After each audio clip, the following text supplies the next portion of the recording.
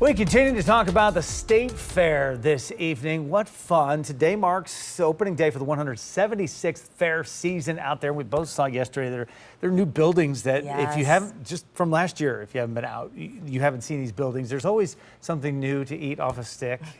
We know that, right? And we did. We sure did. There's new rides. It's a great new experience this year. It really is. It's kind of like the next era of the fair, right? This modernization. So from the new carousel that's out there, which you got to ride, so much fun. The list goes on. And tonight, we know even more families will be heading out. Yeah, so let's check in right now with 10 TV's Ava Hedges, who got to spend some of that day out there with some of the families. Ava, what's on top of parents' minds as they head out to the fair this year? Jeff, Angela, I spoke with quite a few parents and families today. Topics on the top of everybody's minds: prices and safety. So you feel that the price is fair? On this item, yes. A few others, no.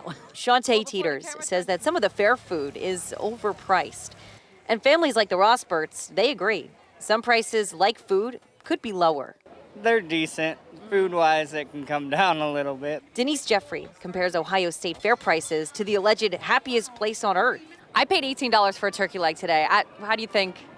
I mean, if we're talking Disney, that's probably about right. But here, maybe a little up there. But for those looking to save at the fair, there's an app for that. The Ohio State Fair app this year includes coupons. So this year you can download coupons for our fair vendors. So if you want to save on food at the Ohio State Fair, you download that and you can save on food. And aside from food, safety is also at the front of folks' minds, especially those with young children. And do you have a meeting place or a plan? I mean, we usually have a meeting place, usually the center midway. Fair officials say that the Lost Kids booths are also a good resource for families. Booths are at all main entrances, and kids can get a wristband or sticker with information to help OSHP find their guardian. We also tell them to look for like a police officer or somebody like in one of the buildings to help them. And for others, they're just here for the fun of it. We're in a position in life that we come for the experience.